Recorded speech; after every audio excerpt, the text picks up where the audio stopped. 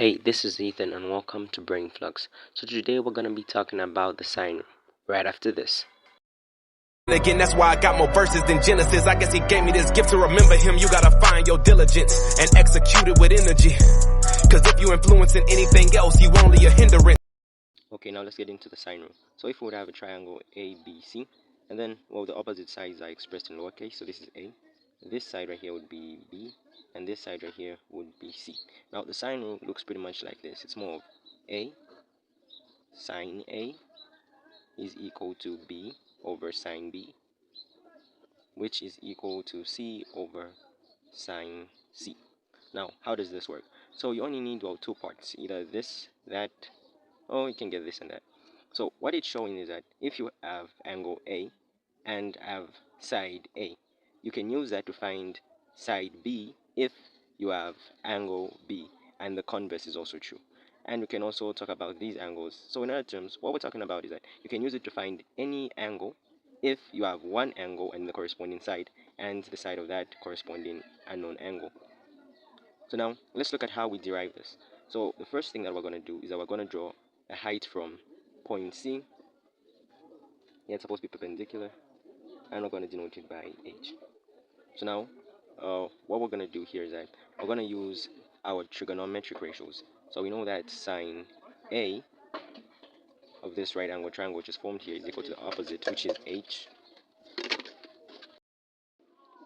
over the hypotenuse in this case is going to be b. And then arranging for h, or making h the subject of the formula, we would get h is equal to b sine a. Now if we would also get the other side, sine b, we would say sine b is equal to the opposite, which is going to be h as well, over the hypotenuse, which is, well, in this case, a. Arranging for h, or making h the subject of the formula, would be h equals sine b. Now this is h and that's also h, so this means these two are equal. So that means that b sine a is equal to a sine b. So if we would, well, multiply by the correspondence, making it into a fraction, that would give us a over sine a is equal to b over sine b. And this makes sense because if we multiply it again by each by the correspondent, it would give us this again. So that's how we derive the sine rule. Okay, now let's look at an example. So we have this question where we have triangle ABC, and where we have AC equal to 17, and we have angle A equal to 105, and angle B equals to 33 degrees. Now the question is, we're supposed to find side C. Now this side C is the unknown. So using the sine rule, we know that we have this angle B, and we also have this side B. So therefore, B over sine B should be equal to C over sine C. Now, wait, we don't have angle C, or do we?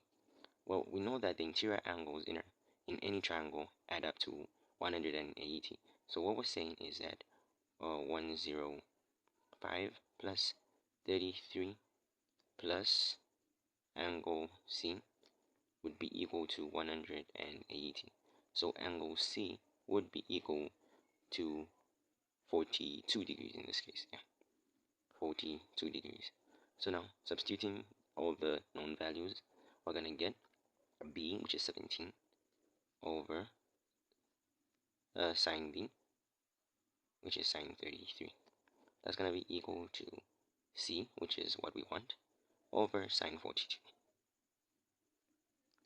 So therefore, C is equal to 17 multiplied by sine 42 over sine 33. So now, what we're going to get here is that 17 multiplied by 0.6621, that's sine 42, correct to 4 significant figures, over sine 33 should give us 0.5446. So multiplying and dividing this would give us, that would be 20.88. or correct to three significant figures, that would be 20.9. That would be 20.9 centimeters. Yeah, since the question has centimeters in it. And that's how you would apply the sine rule in a problem.